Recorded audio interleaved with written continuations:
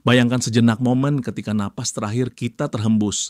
Apakah kematian adalah akhir dari segalanya atau justru gerbang menuju suatu perjalanan baru? Pertanyaan semacam ini menghantui manusia sepanjang zaman, membangkitkan rasa ingin tahu dan kadang ketakutan. Dalam keheningan malam atau di tengah kehilangan, kita sering bertanya, adakah kehidupan setelah kematian? Pertanyaan eksistensial tersebut menggugah berbagai keyakinan dan filosofi. Sebagian orang membayangkan surga atau nirwana sebagai tempat peristirahatan abadi, sementara yang lain meyakini bahwa jiwa kita lahir kembali ke dunia dalam tubuh yang berbeda. Gagasan reinkarnasi, kelahiran kembali setelah kematian, telah lama hadir dalam kebudayaan manusia. Ia menawarkan harapan bahwa kematian bukan titik akhir, melainkan bagian dari siklus panjang kehidupan. Dalam video ini, kita akan menelusuri bagaimana 5 tradisi agama besar memandang konsep reinkarnasi. Dari ajaran kuno di India tentang samsara yang berulang-ulang hingga penolakan tegas dalam agama Abrahamik, setiap keyakinan memberikan jawaban tersendiri. Mari kita merenung bersama dengan pikiran terbuka dan hati yang tersentuh tentang kemungkinan hidup kembali menurut berbagai agama besar dunia. Dalam agama Hindu, reinkarnasi adalah konsep inti yang mewarnai cara pandang umat terhadap kehidupan. Hidup dan mati dipandang sebagai rantai yang saling tersambung, ibarat roda yang berputar tiada ujung. Jiwa dalam diri seseorang disebut Atman, diyakini abadi dan akan menjalani kelahiran demi kelahiran. Ketika raga fana mati, Atman akan transmigrasi, berpindah, memasuki kehidupan baru sesuai hukum alam. Proses kelahiran kembali ini dikenal sebagai samsara, yaitu siklus kelahiran dan kematian berulang yang tidak memiliki awal jelas maupun akhir. Setiap makhluk terikat dalam siklus samsara, menjalani hidup berkali-kali di dunia yang fana. Hukum yang mengatur samsara adalah karma, yaitu prinsip sebab akibat moral yang menekankan bahwa setiap tindakan kita, baik maupun buruk, akan menentukan nasib kelahiran berikutnya. Dalam kepercayaan Hindu, karma diibaratkan benih yang kita tabur dalam hidup ini dan akan kita tuai hasilnya di kehidupan mendatang. Jika seseorang berbuat kebajikan, ia mungkin terlahir dalam keadaan yang lebih baik, bahkan bisa terlahir kembali sebagai manusia suci atau makhluk di alam yang lebih tinggi. Sebaliknya, perbuatan jahat atau penuh nafsu dapat mengakibatkan kelahiran di keadaan menderita. Samsara berjalan ibarat hukum alam. Selama masih ada keinginan dan tindakan berbuah, jiwa Atman akan terus terikat pada siklus ini. Inilah sebabnya kehidupan duniawi dalam pandangan Hindu sering dianggap penuh keterikatan yang bisa menyesatkan karena membuat jiwa lupa jati dirinya yang ilahi. Meski siklus ini seolah tiada akhir, Hindu mengajarkan tujuan spiritual tertinggi untuk mematahkannya yang disebut moksha, moksa. Moksa berarti kebebasan atau pembebasan dari roda samsara, terbebas dari rantai kelahiran kembali yang tiada henti. Mencapai moksha ibarat mencapai pencerahan tertinggi. Jiwa menyadari kesatuannya dengan Brahman, realitas tertinggi atau Tuhan yang Maha Esa. Dalam moksha, Atman bersatu kembali dengan sumbernya dan tidak lagi harus lahir di dunia fana. Untuk mencapai moksha, ajaran Hindu menawarkan berbagai jalan, antara lain jalan pengetahuan rohani, janana, jalan pengabdian penuh cinta kepada Tuhan, bhakti, dan jalan perbuatan benar tanpa pamrih, karma yoga. Dengan menjalani dharma, tugas moral, dan mengendalikan keinginan, seorang Hindu berupaya mengikis karma dan mendekatkan diri pada kebebasan sejati. Moksha dipandang sebagai puncak pencapaian spiritual, keadaan damai abadi ketika jiwa terbebas dari siklus reinkarnasi dan kembali ke pangkuan ilahi. Buddhisme juga mengenal ajaran kelahiran kembali meskipun dengan penekanan konsep yang berbeda. Bagi penganut Buddha, kehidupan bagaikan arus mengalir yang tiada henti. Setelah kematian, kesadaran seseorang yang terbentuk oleh perbuatan karma akan menuntun munculnya kehidupan baru. Siklus hidup dan mati ini disebut samsara, sama seperti dalam Hindu, yakni putaran kelahiran berulang kali di berbagai alam eksistensi. Namun berbeda dengan Hindu yang menganggap ada jiwa kekal, Buddhisme justru menegaskan doktrin anatta atau anatman yang berarti tanpa inti diri atau tiada jiwa yang kekal. Artinya tidak ada atma permanen yang berpindah tubuh. Yang ada hanyalah rangkaian proses sebab akibat yang membuat kesadaran muncul kembali dalam wujud baru. Hidup di samsara menurut Buddha syarat dukkha, yaitu penderitaan atau ketidakpuasan, karena makhluk terus terjebak lahir dan mati berulang kali. Bagaimana mungkin ada reinkarnasi tanpa jiwa kekal? Inilah salah satu keunikan ajaran Buddha. Buddha mengajarkan bahwa makhluk hidup terdiri dari 5 agregat, pancaskanda, materi tubuh, perasaan, persepsi, kecenderungan pikiran, dan kesadaran yang terus berubah dari momen ke momen. Dalam pandangan ini, kelahiran kembali, punarbawa, terjadi ketika rangkaian sebab akibat, karma, mengondisikan munculnya agregat-agregat baru setelah kematian. Ibaratnya seperti menyalakan api dari sebuah lilin ke lilin lain. Tidak ada substansi yang berpindah, namun nyala energi berlanjut. Anatta menegaskan bahwa tidak ada roh permanen yang meloncat dari satu kehidupan ke kehidupan berikutnya. Jadi istilah reinkarnasi dalam pengertian Hindu, yaitu jiwa kekal mencari tubuh baru, tidak sepenuhnya cocok dengan Buddhisme. Buddhis lebih suka menyebutnya kelahiran kembali atau punarbawa, menekankan kesinambungan tanpa keabadian diri. Dalam setiap kelahiran, seseorang mendapat hasil karma masa lampau. Perbuatan baik melahirkan kondisi kehidupan lebih baik, sedangkan perbuatan buruk menghasilkan kehidupan yang sulit atau penuh derita. Beragam alam kelahiran digambarkan, mulai dari alam manusia, hewan, arwah gentayangan, hingga alam neraka dan surga. Semuanya adalah tempat sementara dalam roda samsara.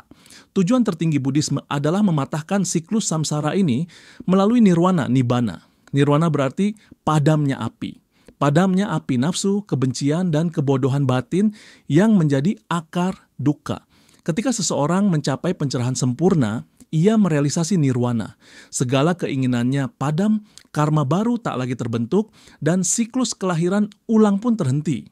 Pencapaian ini bukan sekadar surga di alam lain, melainkan sebuah kondisi batin tanpa penderitaan dan tanpa kelahiran ulang.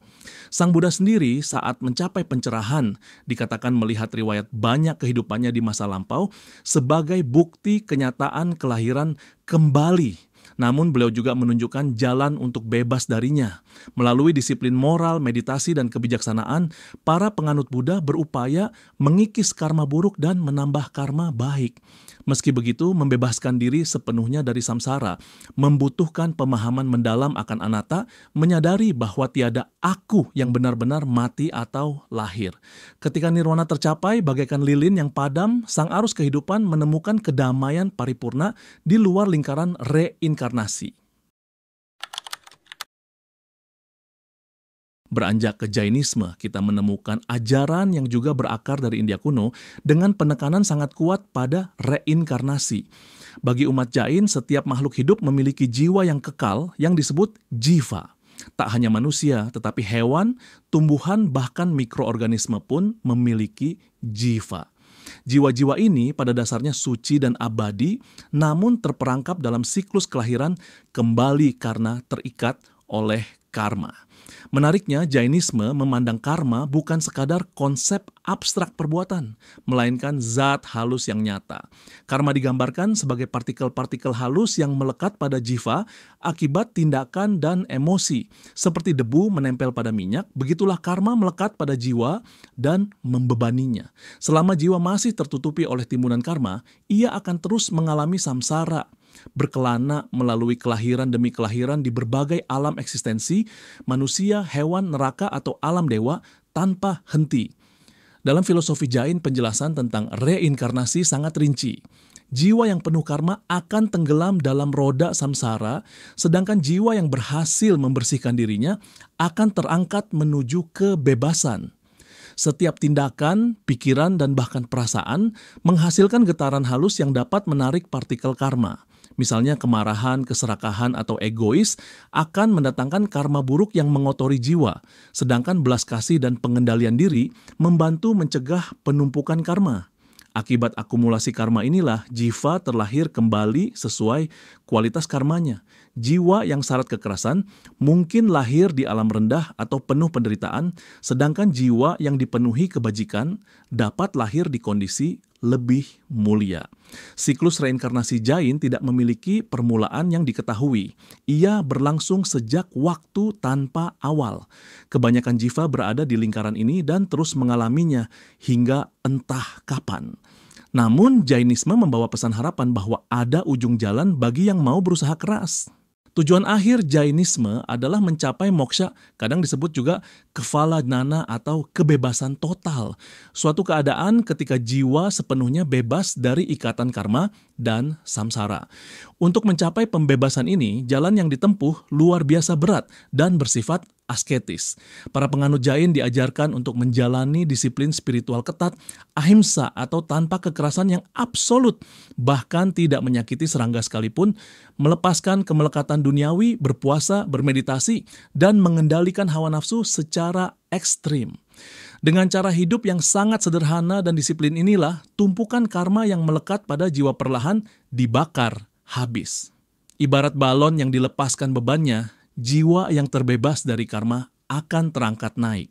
Jainisme menggambarkan jiwa yang telah meraih moksha akan naik ke puncak alam semesta, disebut Siddha Shila. Bersemayam di sana dalam kebahagiaan abadi dan tidak pernah terlahir kembali. Tokoh-tokoh suci Jain seperti Mahavira, Tirthankara terakhir, dijunjung sebagai contoh jiwa yang mencapai kelepasan sempurna tersebut. Bagi umat Jain, reinkarnasi adalah kenyataan pahit yang ingin mereka akhiri. Hidup di dunia ini dianggap penuh penderitaan dan kebohongan. Hanya dengan mengenali diri sejati, jiva, dan melepaskan segala karma, barulah jiwa meraih kebebasan dan kedamaian kekal, terbebas selamanya dari siklus reinkarnasi. Berbeda dari Jainisme, Sikhisme lahir lebih muda di tanah India abad ke-15 dan membawa pandangan yang memadukan konsep reinkarnasi dengan monoteisme ketat. Sikh percaya pada satu Tuhan universal, Ik Onkar, namun mereka juga mengakui siklus kelahiran kembali layaknya tradisi Hindu di sekitarnya. Menurut ajaran Sikh, jiwa manusia mengalami reinkarnasi berkali-kali, naik turun melewati 8,4 juta bentuk kehidupan sebelum akhirnya mendapat anugerah kelahiran sebagai manusia. Kelahiran manusia dipandang istimewa karena hanya dalam wujud inilah jiwa memiliki kesadaran cukup untuk mencapai Tuhan. Kehidupan di dunia diibaratkan ujian atau kesempatan yang diberikan dalam samsara hasil dari perbuatan masa lalu. Karma tetap berperan, tindakan baik dan buruk memengaruhi perjalanan reinkarnasi jiwa. Namun ada elemen lain yang ditekankan Sikhisme, yaitu keberkatan Tuhan. Dalam Gurmat, ajaran Guru Sikh, meski seseorang terikat siklus lahir dan mati, ia dapat membebaskan diri melalui rahmat Tuhan dengan menjalani kehidupan bajik.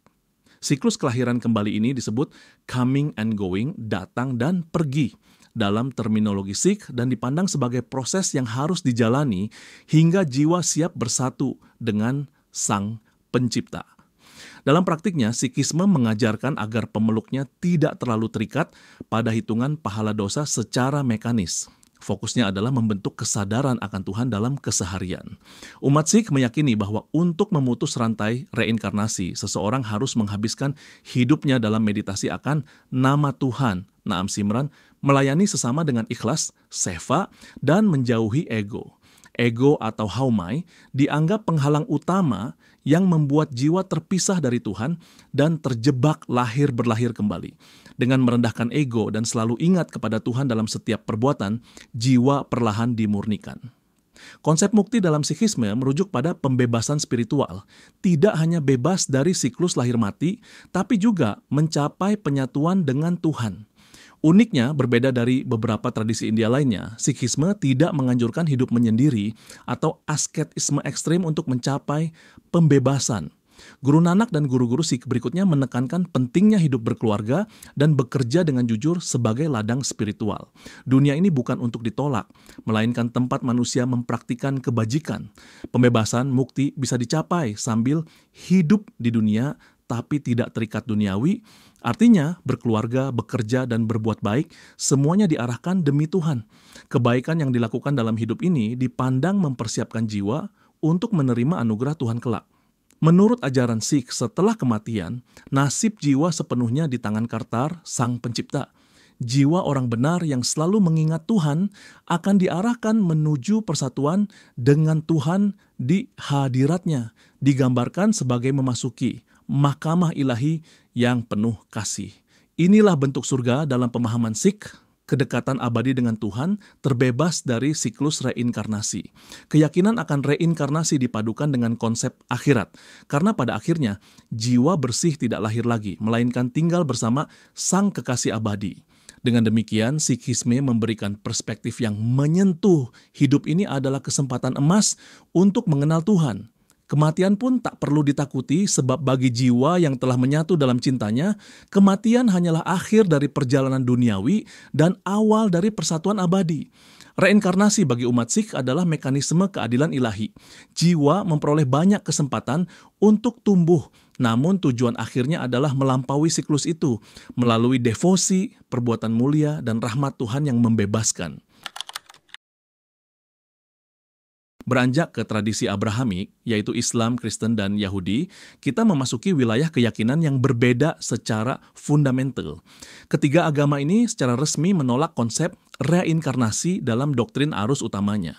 Dalam pandangan Abrahamik, masing-masing insan diberikan satu kali kehidupan di dunia, lalu setelah kematian jiwanya menantikan penghakiman atau ketetapan Tuhan untuk memasuki kehidupan kekal, akhirat. Tidak ada siklus kelahiran kembali ke dunia. Sebaliknya, waktu hidup di dunia dianggap satu kesempatan yang menentukan nasib abadi selanjutnya. Kekristenan dan Islam sama-sama mengajarkan kebangkitan tubuh pada akhir zaman dan hari penghakiman, di mana setiap jiwa diadili berdasarkan iman dan perbuatannya selama satu kehidupan ini.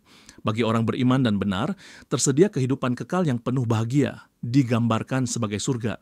Sedangkan bagi yang menolak Tuhan dan berbuat jahat, hukuman kekal menanti, digambarkan sebagai neraka. Yudaisme memiliki ragam pandangan tentang akhirat, tetapi tradisi utamanya menekankan konsep olam haba, dunia yang akan datang, dan juga percaya pada kebangkitan di masa mesianik. Yang jelas, ketiga agama ini tidak mengenal doktrin kelahiran berulang. Kematian dilihat sebagai akhir dari fase ujian di bumi, dilanjutkan dengan masa penantian. Seperti konsep barzakh dalam Islam atau purgatori dalam beberapa tradisi Kristen, sebelum akhirnya jiwa menerima keputusan final Tuhan.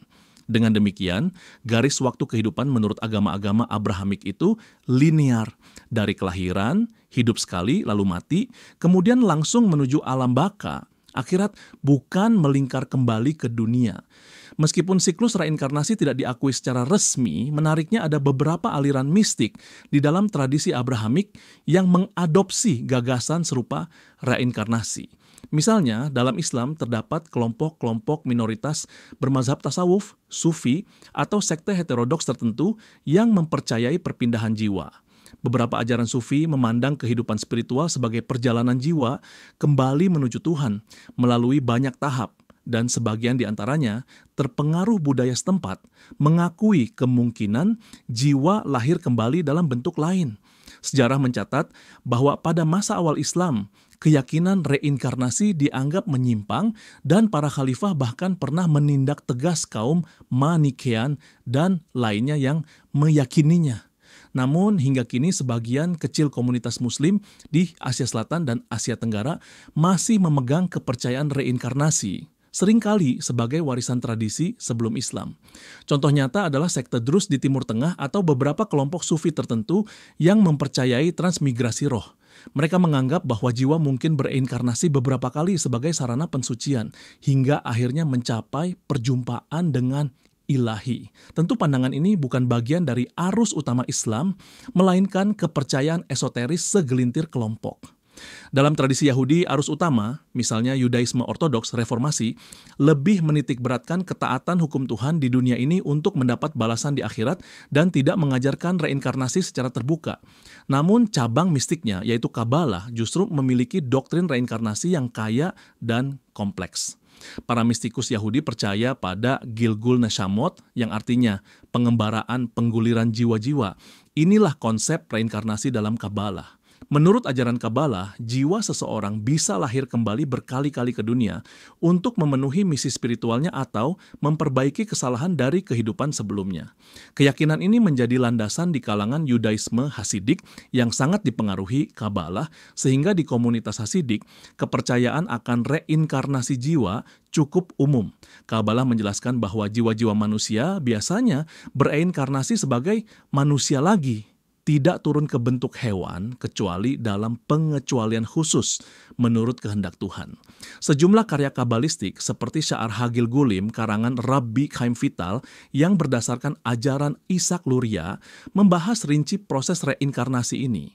Tujuan akhirnya adalah setiap jiwa menyempurnakan diri melalui beberapa kali hidup hingga layak dekat dengan Sang Ein Sof, Tuhan yang tak terbatas.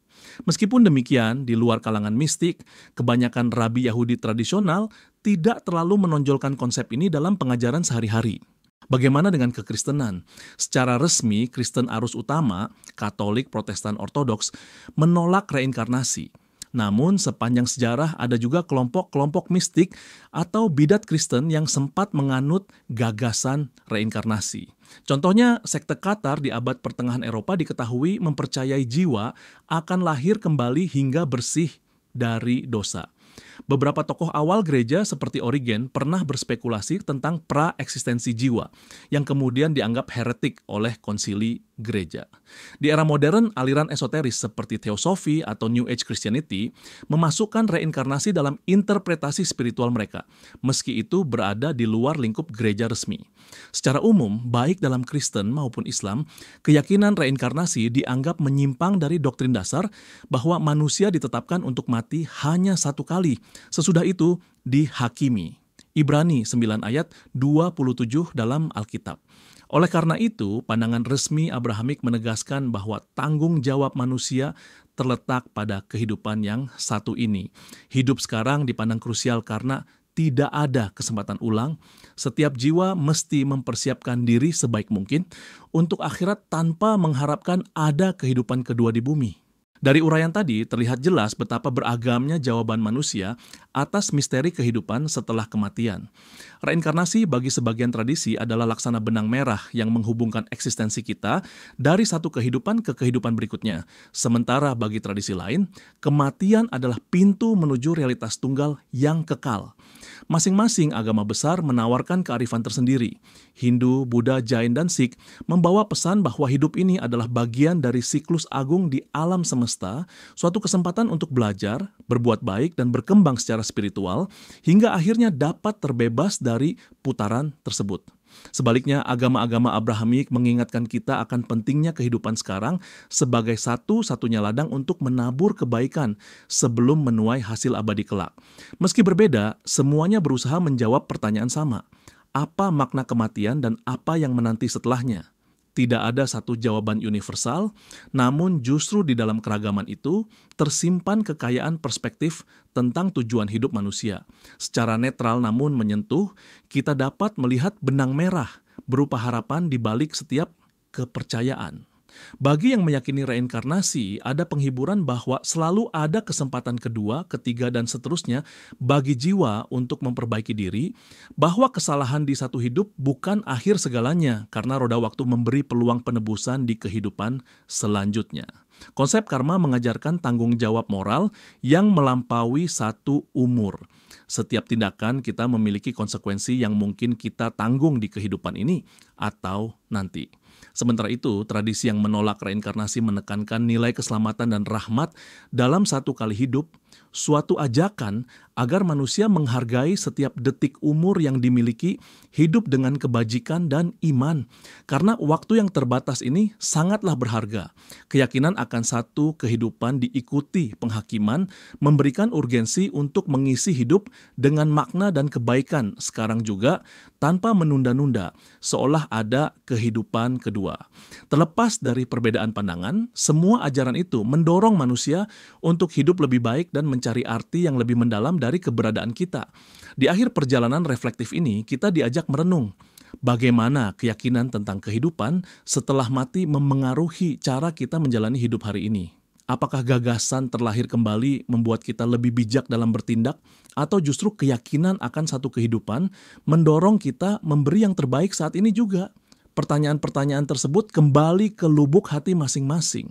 Yang jelas, misteri tentang dari mana kita datang, dan kemana kita akan pergi, pada akhirnya menyentuh sisi terdalam kemanusiaan kita.